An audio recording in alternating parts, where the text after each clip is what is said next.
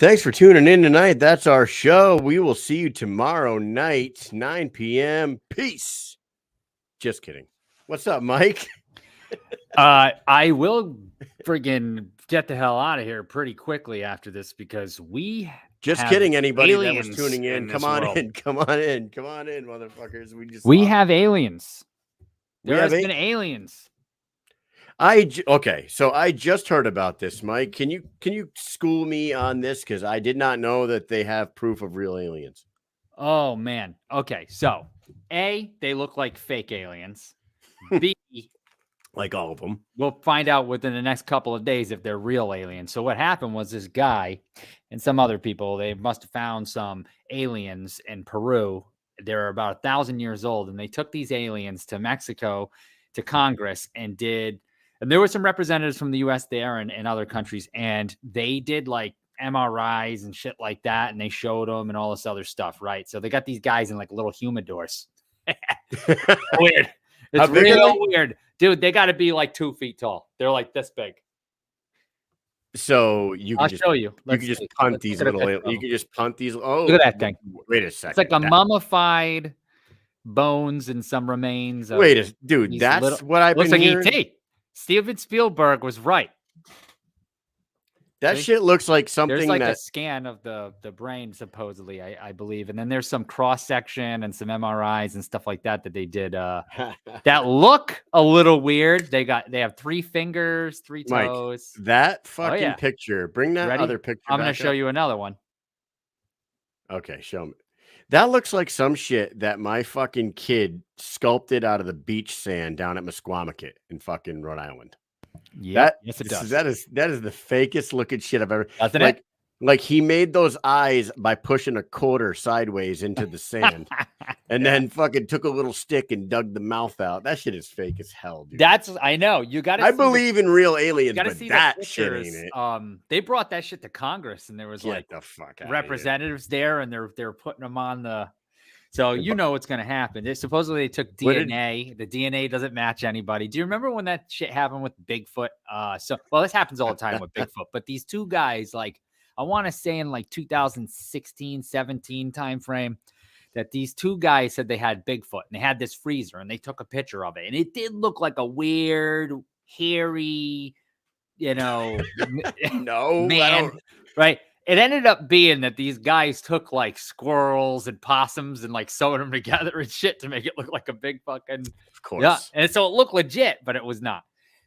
These are weird. Is who the student out of the week, Joe Biden? Okay, Mike, can you answer this? Because I am like completely lost on this. I don't pay attention enough to like the news, I guess. Let's see. Did Sleepy Joe have anything to say about this? No. No. Okay. I don't think he will say anything about it until so the guys that have control of these aliens, they obviously they presented their case. They showed their pictures, all this stuff in Congress in Mexico. Right. So now they've got to allow other people to be able to do their own proper testing, because for now it's all hearsay from them. Like, oh, we've got these guys, we did all these pictures, take our word for it. And nobody's going to take their word for it. You know what I mean? And just like you and just like myself and everybody at work are like, that is fucking bullshit. That is, it looks like dude. ET. It looks like fucking ET. It looks like it was sculpted out of beach sand by a fucking 8-year-old. That's what it looks like. And I'm sticking to it. Well, it's fossilized. It's 1,000 years old. So yes. Better watch. Oh, yeah. Better watch out, Kyle. That's your boss. You're right. He is our commander in chief. I am sorry. I take back anything. Well, you can't call him sleepy. That's not bad. He's a tired guy. He's tired guy. That's an adjective, isn't it? He's constantly tired. Gotta be. Dude, awesome day for me and the Mish family today because my boy Nolan, my 8-year-old son, had his first boxing class at Whaling City, the original place where Ryan Reber started training with Kent Ward. Kent Ward owns and trains boxers down there at Whaling City Boxing. Brennan Ward's father, Kent, and I brought Nolan to his first class. He fucking absolutely loved that shit. He told me on the ride home he is going to be a world champion when he gets older. And I'm like, okay, why don't you pump the brakes just a little bit, my man? But we will definitely go back Friday because this kid's all in, man. They did some footwork drills, the agility ladder. They fucking worked on strength, but then they started hitting pads and hitting the heavy bag, and it was very fucking cool, dude. So for those who don't know, that's where Reber got his start, with the fucking gloves on. And I was chatting with Kent Ward today about that. He said, "What's up, Ryan?" I had a soldier in the Connecticut Guard that used to train under Kent. He was 6-3 pro boxer, Brian Macy. Shout out to Brian. We talked about him a little bit too.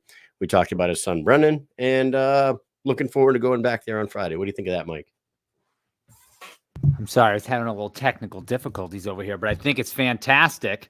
I think it's great. I knew he was going to do good. I knew he was going to do good. I knew he was going to like it. There was not a doubt in my mind. When you told me earlier, like, oh, I hope Nolan does well tonight. He's going to go there and he's got a few days to go and try it out. I was like, I think he needs like 1 second and he's going to know if he wants to be there or not. Dude, the kid's fucking hand-eye coordination is so good in like every sport, and his just natural ability. What's up? Ryan Reber's in the comments right now. What's up, Ryan? I don't know if you just caught that beginning part, but yeah, man, they all said to say what's up to you. So what's up, Ryan Reber?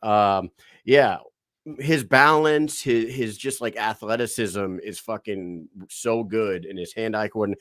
We put that, you guys know that thing that you strap around your head with the little elastic band and the ball on it. I don't know what the fuck it's called, but yeah, it's I have one, but I don't know if it's like just cheap or if I suck.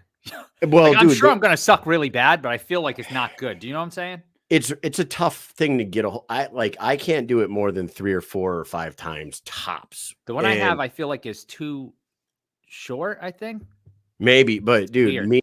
me, Amy, Jackson, we all tried it in the house. No one throws that fucking thing on his head and hits it 15 times straight. Wow. Bop, bop, bop, is it the one that we got, or did you go and buy it? No, it must be. I don't think I bought one. It's got to be the one that you put it around a hat. Yeah. So no. It's an actual headband.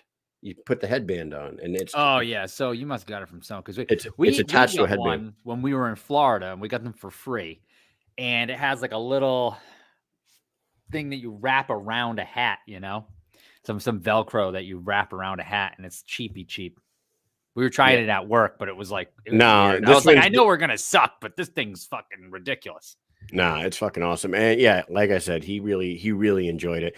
And then on the ride home, because Jackson's been doing, traditional karate for his whole life, but he's also doing jujitsu, and he's like working towards getting the Shorin-ryu black belt, and then he wants to stick with jujitsu for as long as he can and maybe become a black belt in that one day, 10 years down the road or whatever. On the ride home, Nolan's just ranting and raving about boxing in the back seat. And he's like, I can't wait to go back. He's like, I feel stronger. He's so funny. He's like, Daddy, my abs are so strong right now. You should see them. And he's like pulling his shirt up, showing it. I'm like, well, that doesn't work like that. But I'm like, you think your brother would like this? I'm like, maybe we'll bring Jackson down here for a class. He goes, no, this is my thing. He goes, he could do karate, I'll box, and we can both do jujitsu, but that's his, and this is my thing. I was like, okay, fair enough. All right. Yeah, it's fucking hilarious. Okay. Yeah, it's fucking hilarious, man. Hey, we're waiting on Marcus Edwards. We got a kind of a short show for you guys tonight. We only booked one guest. We're gonna wrap it up with one guest tonight and then bring you 3 tomorrow. But Marcus Bad Intentions Edwards is coming on in a few minutes. We're waiting on him.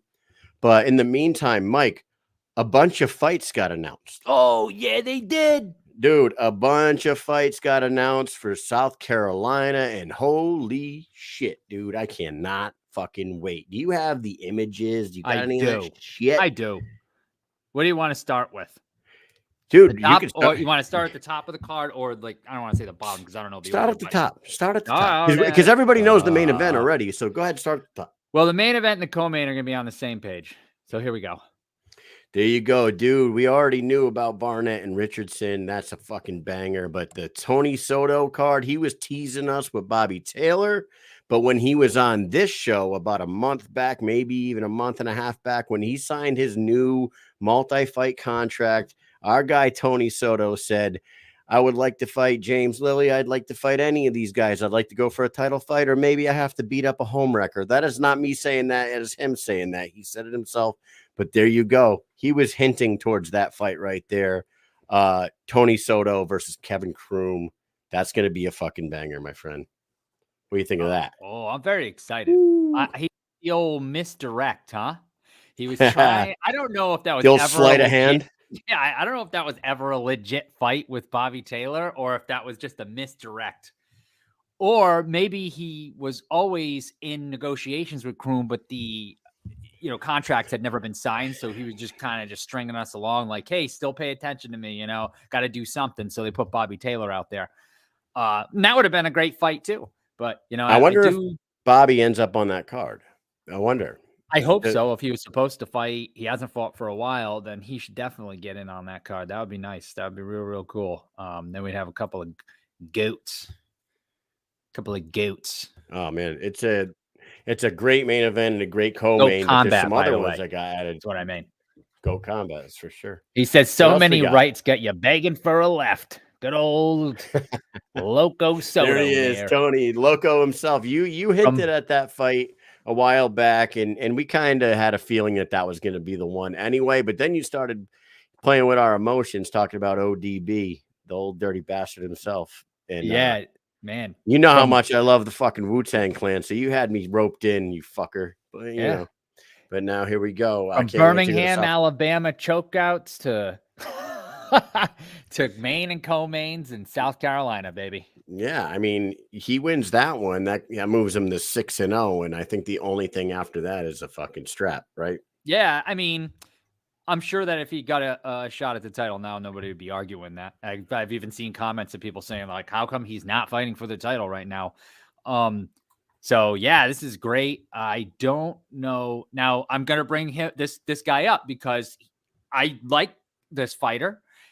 He's attached to Tony Loco Soto forever now, and who's that? He won't detach himself, and I hope he does now. Tyler Goodjohn. He needs to now move on, find a fight. Yeah. How about Bobby Taylor? There you go, Kyle. The old noodle. Down. Why not? Right? Get him in there, get him to fight, and maybe put him on that same card too. Get a little bit of heat going in that room. Dude, Bobby Taylor, Tyler Goodjohn on that South Carolina card. That would be pretty badass. There's a couple other ones though, right? You got there's one. We got some more. Here we go.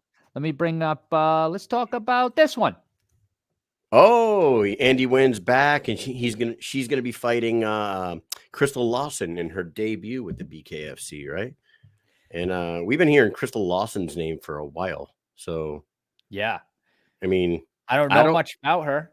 Neither do I, but Andy Wynn always brings in a big crowd in South Carolina, and her last one wasn't the most exciting. She didn't engage as much as one would like with Sydney Smith, but you know what? The only way to bounce back from a performance like that is to fucking show out in front of her fucking home state again. So why not? Andy Wynn, Crystal Lawson. What else we got? Okay, we have this.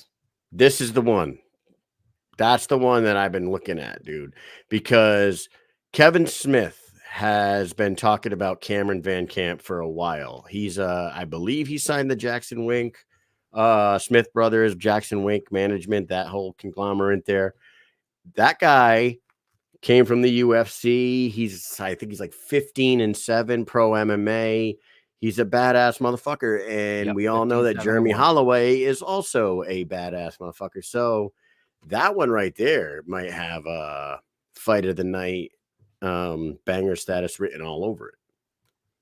Yeah, that's one. Like I swear Kevin's been talking about Cameron Van Camp, and I don't know how long it's taken for them to find him this fight, but I want to say, like, I feel like Kevin brought him up a year ago, to be honest with you.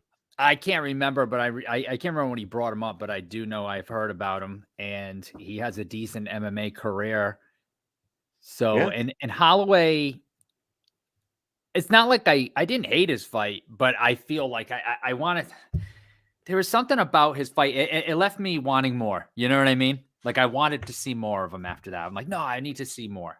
So I'm glad he's getting right back in there. because he looks like he can knock somebody's head clean off their shoulders. And I not saying I want to see him do it to Van Camp, but I want to see him to do it to Van Camp and anybody else he fights. And you know what I'm saying? Like not personal, but you get it. Yeah, whoever's in front of him. Whoever's in front of him, it doesn't matter. I just want to see some people swinging. I don't know the fight he had.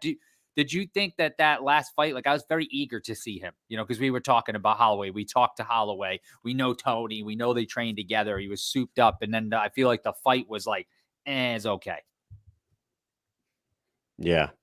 I mean, was this fight a draw? I can't remember. What was Holloway's fight? Was it a draw? I believe so. And it was kind of like poopy. Yeah, with dude, I thought he won that fight. That was a fight against the Brown Bomber, Santiago. It was Will Santiago. Yeah, and he had Santiago had Mike Winklejohn in his corner. Yes. Yeah. Right. And it was it was like that. There were, I don't know. It was odd. It was odd. Let's put it that way. There's I felt like he was kind of chasing him around. It was very weird. I guess I'm gonna have to rewatch that fight because I remember thinking that Jeremy Holloway won that fight. Nothing against Santiago. I just thought that he won. And then I remember being like surprised by the draw. But I don't know why we're ever surprised by anything that fucking happens when it goes to the decision. Right. Which, you know, rolls it all back to the golden rule to never leave it in the hands of the judges. So, yeah, I'm excited about that one. And then there was one more that got announced. Yes, I have it right here. And it's, there you go. Chevy Bridges is back. Chevy's back. The guy he's fighting, I don't know who that is, to be honest with you. I got to do Jeremiah a little bit of Scott research on him. Don't know much about him, but yeah, we'll have to do some research. Yeah, Kenny Marshall says it was a draw. You're right. Whoa, Kenny Marshall's in the fucking house. What's up, Ken Doc? I got many stories about Ken Doc. I mean, we can talk about that unless Jeremiah Scott incriminate him. And I don't know what he does for a living now. Want to know about Jeremiah Scott? Jeremiah Scott, 9-7. Yeah, tell me about him. Tell me. He's MMA? 9-7 in MMA. Yup. Looks like he had a title here. Any boxing? I'm not sure. I don't see. Yeah, he's got a boxing loss back in 2021, and he's got a Muay Thai win back in 2016. Jeez. And that's it. Everything else is MMA. He fought Brad. Is this the Brad Kelly? He fought Brad Kelly. Yep. He fought Machine Gun Kelly. No kidding. Won by Rare Naked Choke back in 2019. And he lost against Kama Worthy 2022. Lost to Strikes. And let's see, anybody else that we know about that he fought? Not really. No. Nope. So I'll tell you right now, he sounds like a tough guy. And ranked number 3 in South Carolina for MMA. It looks like he's got a fucking jiu-jitsu tattoo on his chest there too. So he's one of those jits nuts. This goes back to what we've talked about in the past. I don't know if Chevy Bridges has gotten an easy fight since he joined the BKFC. That fucking dude has fought nothing but stout competition, tough ass fucking guys, like left and right. And he shows up for every one of them. His last one was Kevin Kroom. You know what I mean? Like Kevin Kroom is about to fight 5-0 Tony Soto. And, you know, Kroom wins that one. He's right in the conversation, you know, for one of the top guys in that division. So Chevy fucking fights nothing. He fights anybody they throw at him, dude. There's a picture of the Chevy Kroom fight. That's pretty crazy. It's like the one where after it was the ending blow. And he's on the ground and his mouthpiece is out on the ring and it's like filled with blood. And there's like a big puddle of blood next to it. And he's like on his hands and knees like this. It's like, Jesus. I wonder what happened to his mouth and that. If he lost a tooth or something. Because his mouth it was bleeding pretty bad. I don't know if we've talked to Chevy since that fight, to be honest with you. And I don't think we talked to him. I don't think we talked to him after that one. So we'll have to get Chevy on here because that's a freaking pretty badass card that they're starting off building right now. There's only 5 fights on the card to begin with. Yeah. And so far so good with those, dude. It's in Colombia. Columbia, South Carolina. So not Greenville like last time. I loved Greenville. Greenville was really nice. That place was crazy. And it also came with naked men in the hotel, which is kind of not the best, but it was worth it. It was worth every second. I mean, I don't know if I meant to make a video of that blurred out I don't shirt on here, and I never did it. I don't know if that's like the conversation. I don't know if that's the way to word it, Mike. Greenville comes with naked men in your hotel. Yeah, it did for us. Like, At man, 1 if people don't know the o'clock, story, 2 o'clock in the morning. Listen, we should get Joe Elmore on here and let him tell the story because lobby. that shit was too goddamn funny, man. It Dude was showed insane. up stark naked with a fucking Rolex on his wrist. Yeah. For everyone, for anyone who doesn't know, it was us and a bunch of other people, including I was Truck on there, Yeah, and trucking. Joe Elmore and his fiance, his girlfriend, his wife, Joe Elmore's wife. Yeah, his wife. Look, I don't know everybody's marital status. Okay, I think Martina Kroll might have been there. Martina, Ross, Country, Andy Hall. There were so many people in that friggin' lobby, okay? That guy should have got there 2 minutes before he did, and there would have been not a single person in the hallway, in the lobby. But instead, this dude shows up, and every one of us just got back from the bar, like 20 people. And this guy comes in ass naked. He doesn't have anything on but a friggin' watch. And he's like, I got robbed of all my clothes and stuff, and I don't have my key card to my room. So they give him one. He goes upstairs. The key card doesn't work. So then 5 minutes later, he comes back down naked to the lobby to get another key card. And a cop shows up while he's down there. Unbelievable. Oh, man. Yeah, it was fucking hilarious, man. Yeah. Greenville was beautiful too, by the way. And like, if you guys ever do go to an event down in Greenville, pro tip here, book your hotel right by the arena and ignore a rental car, because you can just fucking walk. Every single thing to do is within walking distance of the arena and the hotel right there. We didn't need a car. We fucking wasted our time getting a rental car that time. Yeah, dude, that shit was so fucking funny. That was definitely a highlighted trip. But the fact is that Greenville is I never even knew it was a place. One of the nicest little towns I've ever been to. I didn't know it was a place at all, Mike. I didn't know that Greenville was a city in South Carolina at all, to be honest with you. I didn't even know it. Didn't know it existed. Yeah. The only Greenville that I know is like the hoodest area of Norwich, Connecticut. And, that's not like South Carolina, that's for sure. Yeah. Yeah, it was pretty nice. It was so nice that we decided, hey, you know what? Let's buy some gifts for Mother's Day for our wives there at this big art thing that they had, like an art festival going. And like, we went up to 110 and the fucking art was hanging up, and we're like, oh, this is a pretty nice picture. What is it? Like $100? It's like, no, it's like $10,000 or some stupid shit. Like the cheapest piece of art we saw was like $1,800 or something like that. Yeah, they had like the copies in the milk crates with like the fucking shrink wrap on them. It was like $500 for like a cheap copy that was like this big. I was like, get the fuck out of here with this shit. I ain't buying nothing. Wife's not getting nothing. Yeah. It was fucking crazy. But we got Marcus Edwards coming on pretty soon here. I just messaged with him. I don't know what's going on, but he is straight out of Denver. Now, before I came on here with Mike, I was dissecting this Denver card a little bit, and I know that the BKFC goes, state to state, and they try to use local fighters, like most organizations do, to build the card around the bigger names, right? I don't know if I could come up with another card that BKFC has put together where 11 out of the 12 fights on the card have a local fighter in it. I mean, the Florida fights, I feel like maybe crazy sometimes. But it's fucking crazy though. Like, there's 12 fights on this card. 11 of them have somebody from right there, if not in Denver, right outside of Denver. So that place is going to be packed to the fucking rafters, because those local fight fans support the shit out of these fighters. It's going to be crazy. Yeah, all Miami cards are locals. Yeah, they're pretty stacked with like local people, but otherwise, I mean, they they really stacked the friggin' Denver card with local people. They did.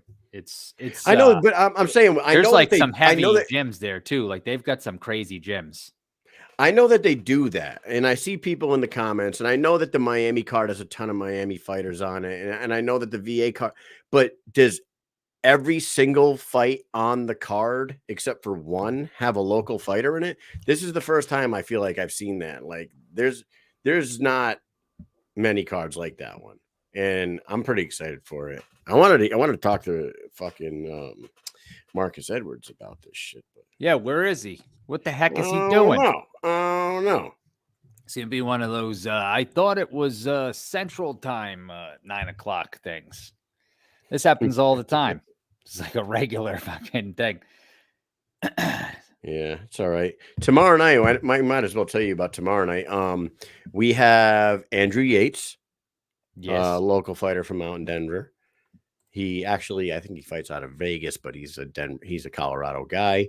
We got Andrew Yates coming on, and then we are bringing back Kerry Caprio. We haven't talked to him in a long time, and he hasn't fought since Tyler Randall way too long ago. Rookie Randall. The Cap. Kerry Caprio. He showed us some things in that fight, man. Like Rookie Randall had a lot of buzz going. Yeah. Heading into that fight, everyone thought that was the next big win for Rookie Randall towards like maybe a title shot there. And Caprio took a little bit of damage in the first round of that fight, came back and finished Randall in the second, I believe. And I think he impressed the shit out of everybody. So we thought that he was going to be like a guy in that division. And now here we are. It feels like a year and a half later. He's finally back on our card. I actually, the last messages I had of his was he was like, oh yeah, when I get on the next card, I'm definitely coming back on. Cause I think his kid was in the background while we were talking to him or something. He's like, I won't be as distracted. And I was like, oh, I don't care. Neither one of us really care that much. He was like, no, but next time. And then that was so long ago. I was like, holy shit, I haven't talked to this guy in forever. So Kerry Caprio, Andrew Yates, and this guy right here. Yeah, Andrew Strode. I apologize. I don't know really exactly how to pronounce that kid's last name, but it's got to be Strode. Strode. It's got to be Strode. Andrew Strode. He's 6-3 pro boxer. That should be a tough fight for Kerry Caprio. I don't know, man. I'm looking forward to talking to both of those guys. One, because we haven't talked to Caprio in a long time, and two, we don't know anything about his opponent. So what better way to find out than to talk to the man himself? Those are always tough. It's always tough. I don't know. Training for guys, you don't know who the hell they are, and they come in there, start swinging like maniacs. You have no clue. I don't know either one of these gentlemen. Let's see. Well, we know who Vincent is because he fought against Vandermeer. Yeah. The shot heard around the world. Moda, we know. Stafford, not really familiar with. He's out of Oklahoma. I don't know much about him either.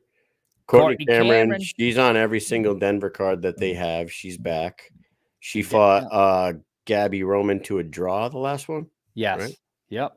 Yeah, Gabby Roman, who's going to be fighting in the 115-pound division next after fighting her at 145 pounds and then fighting at 125 pounds against Martina Kroll. Yeah. She will be making her way down to 115 next.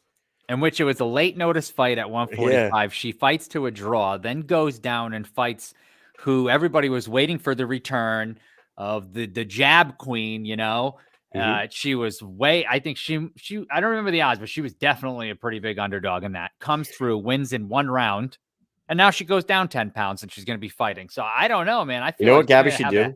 Hell of an advantage down there at that weight. She should just fight her next one at 115 pounds and then immediately take a 135-pound fight. Somewhere like a month later, do it within 2 months. So she doesn't have to cut weight. No. So she could say that she's the only fucking female fighter ever in the history of combat sports to fight at 115, 125, 135, and 145 inside of a 12-month calendar year. In her first 4 fights. in her first 4 fights. How In her fucking cool. first 4 My fights, she first 4 fights. fights as a professional were inside of a calendar year. Inside of 12 months, I fought at 115, That would be pretty 125, cool. 135, 145. That shit would be crazy. And like she would be crazy to do it, but I'm just saying it would be a fucking cool thing to have on her record. I can't believe how nice of a person she is. Like she's like that's what surprises me often is like you see these people and you're like, look at these guys and girls. They're in there trying to kill each other, and then you talk to them, they're like so nice. They're super nice. Like she's got to be the nicest person. Except for Ryan Perez, who's in the comments right now. He's being mean. No. He's just not a nice person. Oh, sad. Ryan, you could try to be as nice as you want to be, but we know. I'm just fucking with you. Don't get mad at him. Don't get mad. I'm just breaking balls. So here we go. We got Yates and Torres. Torres looking to get Wait back a minute. on the Slaughterhouse has Yates? What? Slaughterhouse, Andrew Yates, manager, and Drew Angelcore. Are you saying that, Ryan, you have Andrew Yates as well now? Is that what I'm reading there? I don't know if I'm reading it right. Yeah, I don't know. Is he saying he got those 2 guys on this card? Is that what he's saying? Yeah. Jenkins is 2-0. We were just talking about him. I guess I'm gonna just say this, and I apologize, my friends. But do you remember Men in Black? Yes. Do you remember the dude that gets taken over by the alien's body? Yeah. Dude, that I don't know why I saw that picture of that guy right there. He looks very upset in that picture.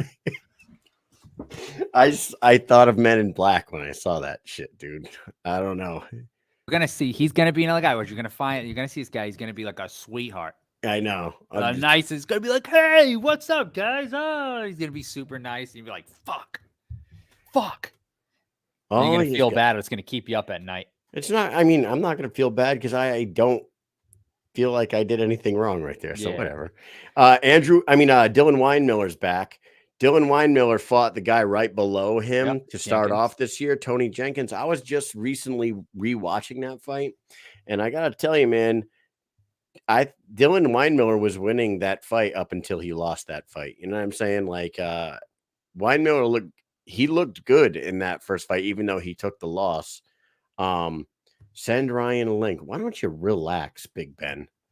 You're not the boss of us. Shut the fuck up. Jesus Christ. You're not the boss of me. Yeah, Dylan Weinmiller. He's about to fight. Bad boy. Yeah, he's a fucking bad boy. Tony Jenkins, tough guy. I don't know much about his opponent. I apologize, but I do know about Vandermeer and I do know about Weinmiller, and I'm excited about that one, right? Yeah. Couple of fucking studs. Moving on. Yeah, but Weinmiller, dude, that's his 4th fight of the year. He wins that one against Keegan Vandermeer. He's 3-1 in the year 2023. And and like I said, in that one loss, he looked really good up until he lost. That freaking 7-second knockout too. Yeah. 7-second knockout. BKFC 41. Yep. We missed the whole fight because we were walking down the stairs. Yeah. 1 flight of steps I couldn't get down. It was already done. That's how fucking fast that shit was. It's insane.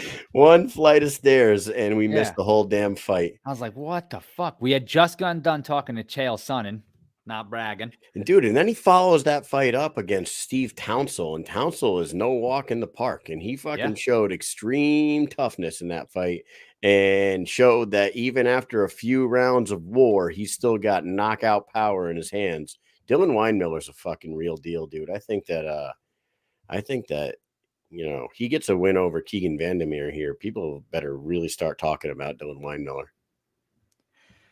Yeah, he's definitely a force to be reckoned with. I really like that Stephen Townsell fight. We had our first watch party at Tom's Watch Bar.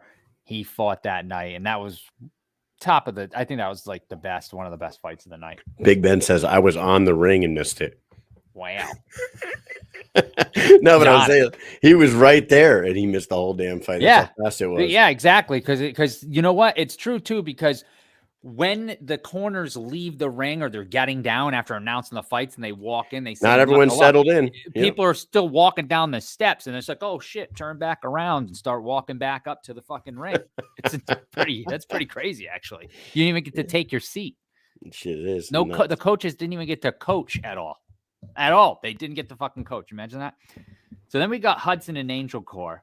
And correct me if I'm wrong, but I don't know Brett Hudson, but I do know Andrew Angel Core, and I'm not sure if this is the best matchup for Hudson to start his career. I could be wrong.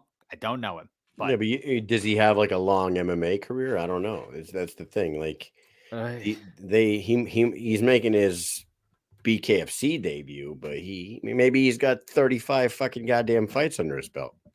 Okay, well, let's look. Brett Hudson, I am getting an 0-0 for Brett Hudson right How now. old is he? What's his age? His age is NA. Oh, is he It's an not alien? on here either. Is he sculpted out of Oh, beach they sand? found him in Peru? They found him in Peru, sculpted out of beach sand by an 8-year-old. Yeah, so I don't know this guy at all. So I really can't speak on him. I do know Andrew Angel Core, and I know he's gonna come there and he's gonna fucking kick ass. So I just know that if Hudson ain't ready, it's not gonna go well for him. So hopefully the last time Angel Core fought, that wasn't Van Vo, was it? Well, he fought. Yeah, he fought in Colorado.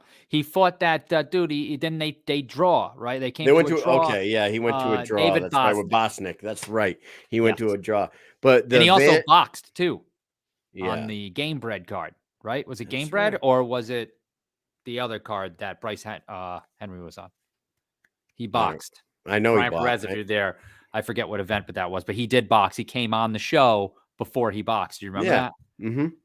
Yeah, I remember. Well, see, and he's an animal too. He went in there and he fought some dude. He didn't go down. He kept coming forward. That dude stays in like the best shape fucking ever. He's in incredible shape at all times. He really is. Kind of gets me upset. I mean, I remember talking to him about that. He was at the Jake Paul card. That's what Jake Paul, the MVP. Yeah. The MVP card. Yep. Most valuable promotion. Yeah. I remember talking to him about that and how he was taking yet another short notice fight and how he was like sick of short notice fights. He said, after this one, I'm hoping they give me like some time for the next one.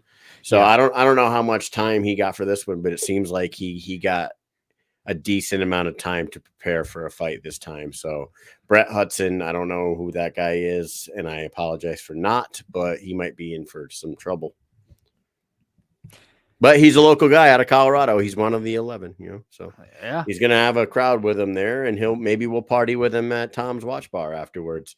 This one right here, our guest that was scheduled for tonight, we haven't heard from him since this afternoon. So, but there he is, Marcus Edwards. We talked to him after he beat Jay Jackson. And do you remember before that fight, we talked about Jay maybe getting back in too soon? And he had just looked like very impressive, like a few weeks before. I want to say maybe in Virginia, right? He fought in Virginia. Was that David Simpson's? Right, but it was in Virginia, right? He fought in Virginia. He looked great. And then, he had to lose a bunch of weight, right? Yes, he had to cut weight, and then he jumped on the Denver card 41 and fought. He was on whatever. No, you're right. He was on Virginia. He had to cut weight and come right over to Denver. And we had talked about that prior to this fight, and we're like, man, he looked great, but this might be a little too quick of a turnaround here. I understand paychecks are paychecks and you want to stay busy, but Marcus Edwards, I was watching his fights prior to the weigh-ins the night before, remember? And I no bullshit. I said to Mike, I think Jay's in trouble, dude. This guy is a fucking animal. This dude's an animal. And he just came off of a fight and losing. He had to cut weight again. This is not a good idea. And then sure enough, this Marcus bad intentions Edwards went out there, did his thing, finished him. Was it first round? Yep. Right at the end. Right at the end. Yeah, the bell actually sounded, and Jay was on the ground, and he did not get up. And I think the ref even waved it off before he made it to the end of his count. Yeah, because of the look in his eyes as he was trying to get back up. He had like this face, like this blank stare, and the ref was like, "All right, I think you get to like 5 or 6," and was like, "Forget it, it's over." yeah. That was We the talked to third Jay third after time that. I think he knocked him down. Yeah, you remember Jay's Yes. demeanor? Yeah. He would, and I like to sound like a parent. He he was more disappointed than anything, like a Yeah. disappointed parent. He was disappointed in himself. He was like, his demeanor after that fight backstage was very like, I should. Somber. Yeah, he was very like, man, I just fucked up. I shouldn't have took this fight." Like, He knew he had made a mistake, so I feel like he was disappointed in himself for doing it. yeah, So and he wasn't trying to take anything away from Edwards. He was basically just like, because I walked up to him and I saw him, like I'm looking at him, and it was one of those things where like I went to go say something, and then we kind of stared at each other for a second, and I was like, I said, you know what, Jay, I don't know what to say to fighters in this instance sometimes. And he goes, I know, I don't know what to say either. Honestly, he's like, I don't know. And it was like we had like a little quick moment there, like, yeah, because I don't want to fucking baby him and be like, oh, I'm so sorry for you. Like, we all know what happened, you know, we just want to relive it over and over again. I don't want to fucking shove it in his face every 5 seconds, like, oh, you lost the fight. How do you feel? You know, but he knew, like, fuck, he just had that face, like, damn, he's like, man, I lost a lot of weight. And, you know, he's very soft spoken. And he just was like, I mean, fucking shit. I'm disappointed that I did it, but hats off to Edwards. You know, maybe next time I'll get it back to the drawing board. I probably shouldn't have done this, you know, but dude, Edwards is no joke. He's got a 14-6 MMA record. yeah. He has wins over Dakota Cochran and LT Nelson, who's beating people up over in BYB right now. He's got a win over him. He's got a win over the other Thiago Alves. I saw Thiago Alves on his record, and I was like, "What? This fucking dude beat Thiago Alves?" Then I clicked on it. It was just another Thiago Alves, but that other Thiago Alves has like a 12-3 record or something like that, and he has a win over him. And fun fact about Marcus Edwards. He debuted his debut fight was against Justin Gaethje at the First Bank Center. Remember that? Yeah. Yeah. It's pretty wild. It is wild. And he talked to us that night after the fight. And I remember he's like, I like to ask debuting fighters if, if this is something that they could see themselves doing more. Was this a one-time thing, or did you get a taste and you fall in love? This dude was 100% in. He was like, oh, hell yeah. He's like, no, I'm in on this shit. He says, a lot of us come from the streets, so bare knuckle fighting is kind of like in our blood. And I just want them to line them up, and I'll just knock them all down. And I'm not here just to fucking, participate. I want to be a champion. So he was very confident in himself after that. And he trains with Copeland. He trains with Kamosi. He's got real fucking killers in his camp. So Marcus Edwards is the real deal. His opponent, I don't know too much about him. And well, Michael Mano he's 2-3. Yeah, but he has a BKFC fight, right? Yes, he does. I tried to find that Frankie fight. Schugert. Yeah, I tried to find that fight so I could rewatch it again, and I could not find that fucking thing on the app. It's on BKFC 36, Adams versus Belcher Super. Yes, it had to be a dark. Was it a dark fight? Because I don't know. I went through the whole event that's available on the app, and it's not on there. Yeah, I don't know. I really don't know. Maybe it's one of those Brian Maxwell versus that guy. I can't remember that guy's name. Me neither. I can't remember his name either, but I know exactly what you're talking about in Virginia on the BKFC 39 card. Yeah, that guy. Right? Was it 39? Yes, the one that Jay Jackson fought on. Yeah, 39. Then you got the co-main event, right? Josh Copeland and Steve Harilius. Remember all the hype about Steve Harilius? Because he was a world champion in boxing. He's a fucking monster. And then we were really excited to see him fight in Miami or Hollywood. Yes. And his fight was a dud. Like, Yes. I don't know if it's styles make It fights, one of deflated those. the whole building, Oh and the my God. whole fucking all life got sucked out of that place during that fight. Like, it was they would It that really really, was. and it That didn't help that we started the night late. It zapped the fucking energy right out of that building, Yeah. and that was the fucking event. It was BKFC 18 that start to finish was like 5.5 hours long because of Yes. power outages Yeah. and storms, and, like, by the time Beltran fought Shoemaker, it was, like, almost 2 o'clock in the morning. Yeah. Yep. That fucking night on besides, like, some of the fights being kinda stinkers, there was a lot of great fights.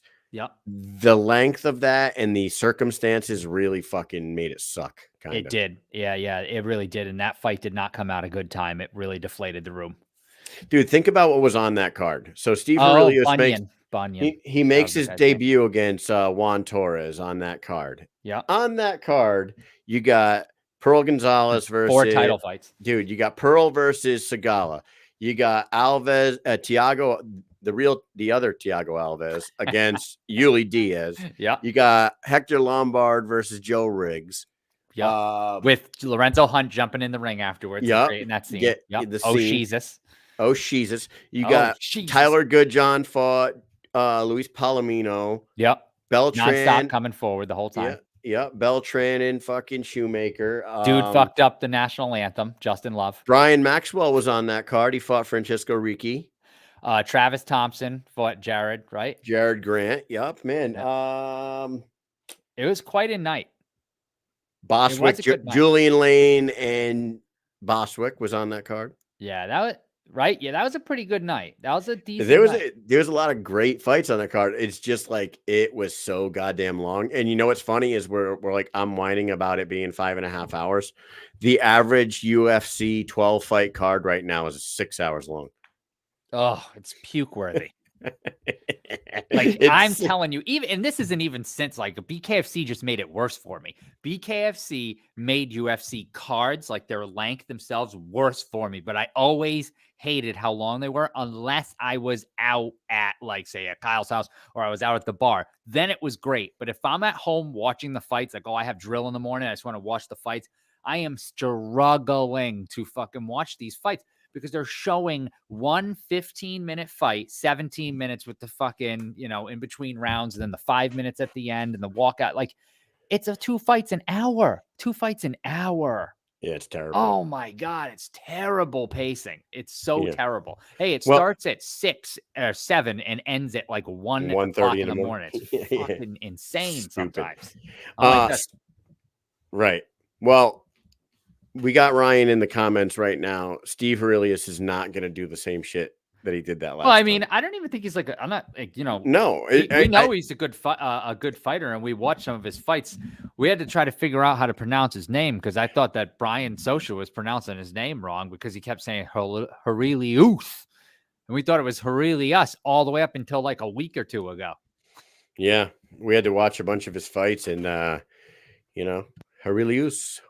It's actually like they say it. Hideus or something like. Yeah, like the if way you say, the French say it is a bit. Yeah, different.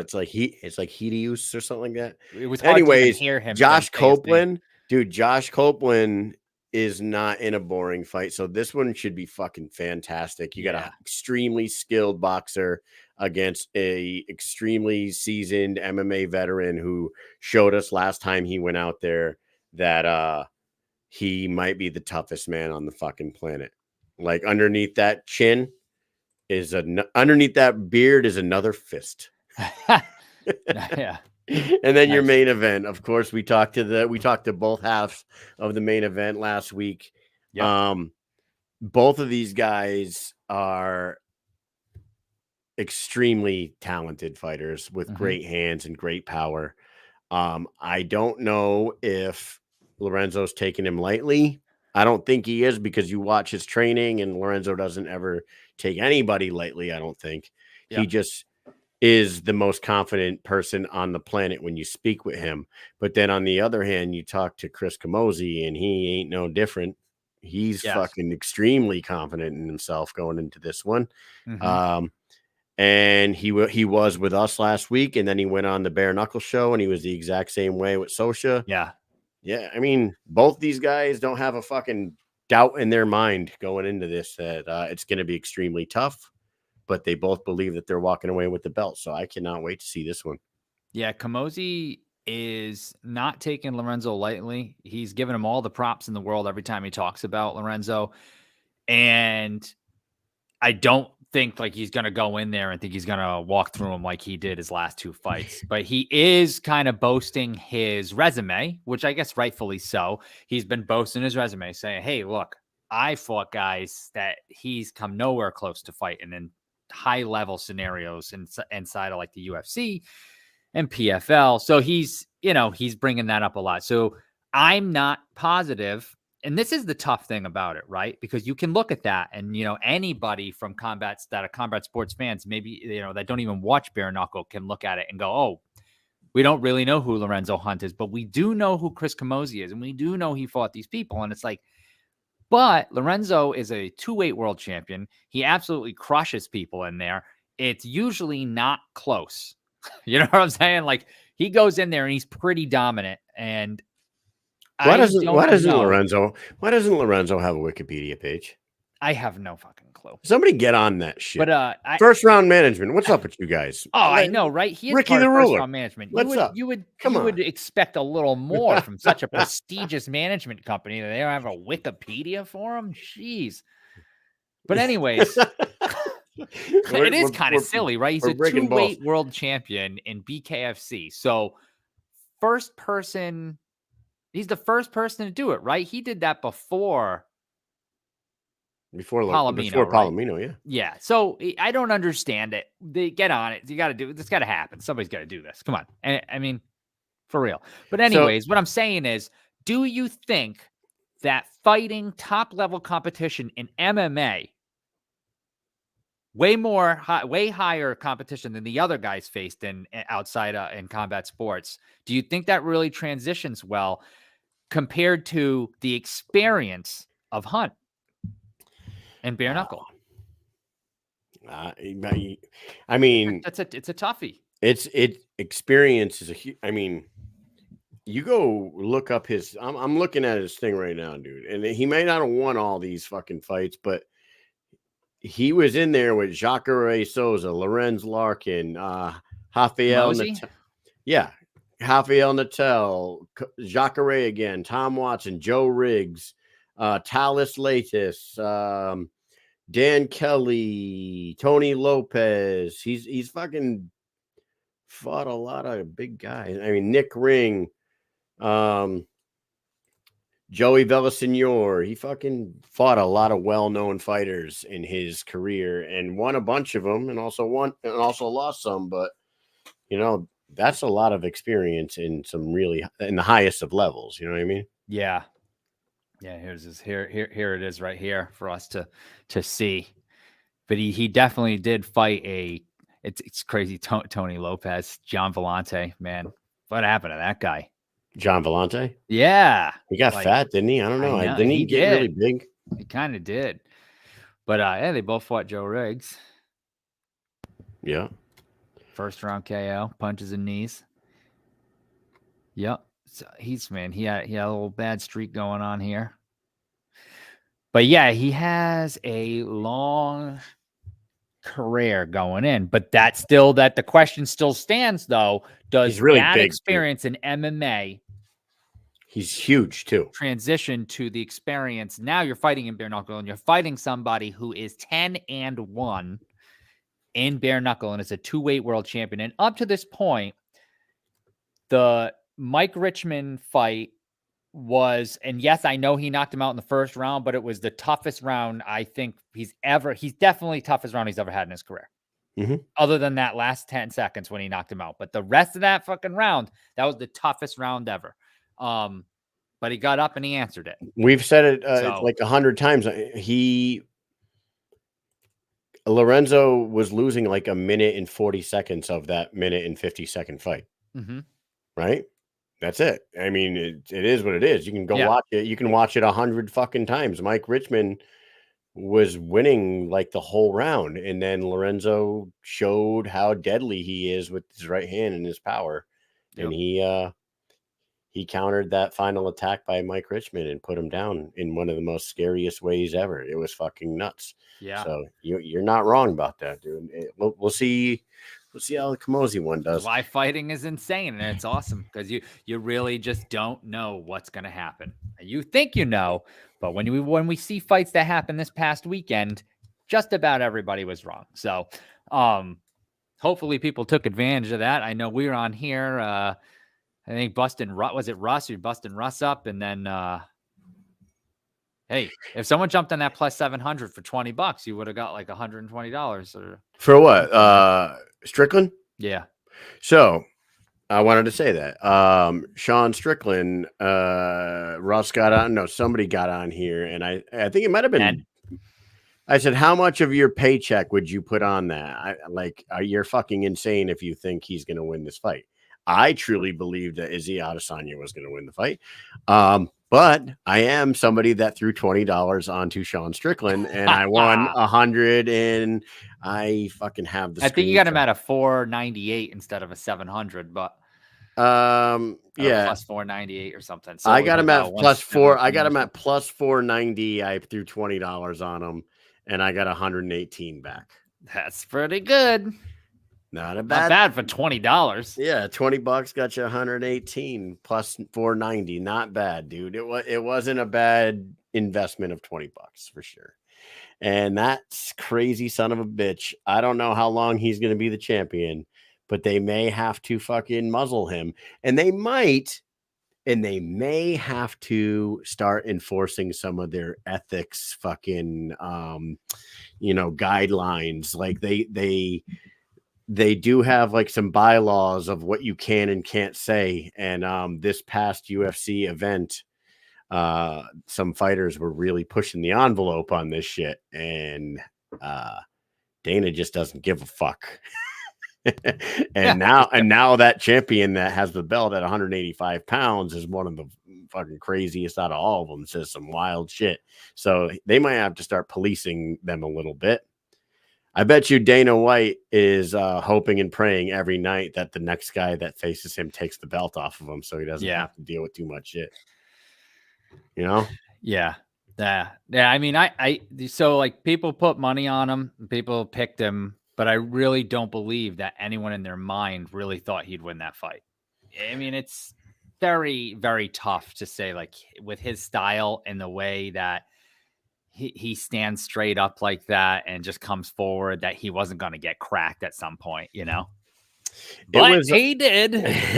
He did win. Like, hey, I'll tell you with 100% honesty, I threw $20 on him, but I was pretty sure I was going to be out of $20 at the end of the night, but it was worth it. You remember when I put remember the night we were watching Amanda Nunes versus Juliana Pena, and right before the event, it was like she was like plus 650 underdog or something. I was like, fuck it, I'll throw $20 on her, and I won a decent amount of money off of the plus 650 or whatever the fuck it was. Not a bad investment. Yeah, we told some people to bet against Shevchenko that night. Do you remember that? Didn't you say like, oh, the best, if you're going to bet on something, you might as well bet against Shevchenko because she's probably not going to lose, but if she does, and then she lost. And she lost to Grasso. No. Did you see that stupid belt? You see the dumb belt that they made for? You don't like the belt? You don't like the colorful belt? No. Who does she think she is? Fucking Ultimate Warrior, 1991. Get out of here. Fuck out of here. Dude, I don't know what happened to Marcus Edwards, and we'll see if we can reschedule him, but I'm not going to continue. The Biggies and the Pox and the Marleys and the Marcuses. We don't know where the Marcuses are. Yeah, I don't know. He was pretty receptive to messaging earlier today, but it could be one of those time differences. Yeah, East Coast on here. At 9:05 Mountain Time, he's going to be asking me where the fuck we are, and I'm going to say East Coast, bro. East Coast. So he's probably training or something. No big deal. Anyways, if he comes on, we'll get him on tomorrow, or we'll get him. We'll see him next week. Yeah, or we'll catch Because up we to him. going next week. We'll catch up to him in Denver. Wednesday, we going. We're getting back into it. I need it too. I need it to lift my spirits because we haven't been to an event since last May, which was South Carolina, which we were talking about earlier. And man, I need to get to an event, man. There's nothing like going to an event and getting back in the mix and getting everything going again because things were starting to slow down and summer's over. It's time to get back on the road, Kyle. It is time to get back on the road. It's been way too damn long. It's been a crazy summer. No shows next week is correct, but we're going to try to put something together on Wednesday. Contraire. Where, right? Au contraire, mon frere. We're going to be out there on Wednesday. Try to put a show together.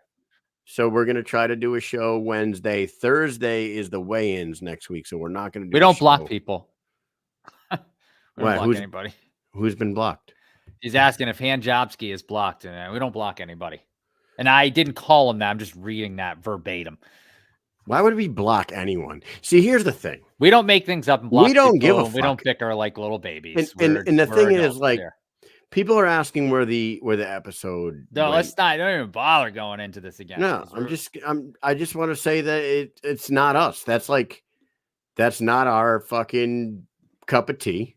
So it's fucking gone. So blow. We're not going to do it. Right. It's not happening. we're a men with integrity, and other people lie, cheat, steal, and do what they need to do. But that's not us, man. You're going to get. We are who we are, and we don't do the back and forth baby shit around here.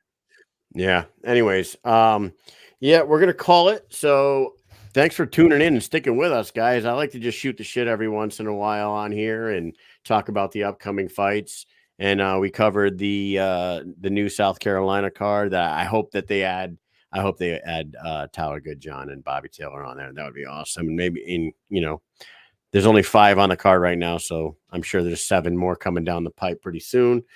We got Denver next week, but tomorrow night we got Andrew Yates, Kerry Caprio, and Andrew Strode, and we'll call it a night there. What else you got, Mike? Well, we were talking about next week's shows.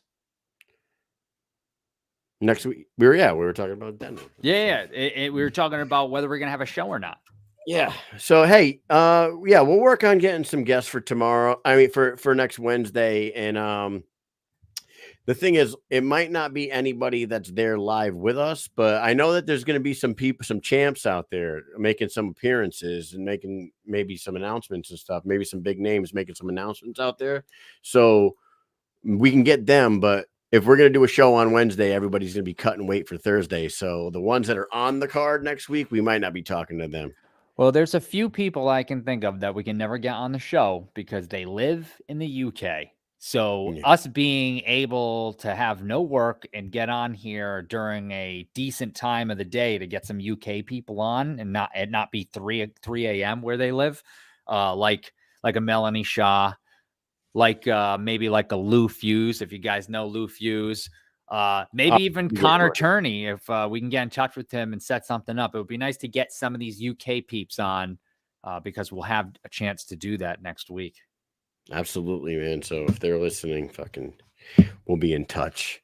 With that said, I will see you guys tomorrow night, 9 p.m. with our guest list, and maybe we'll have Marcus Edwards on that time. Mike, you got anything else for the peeps? Okay, USA. All right.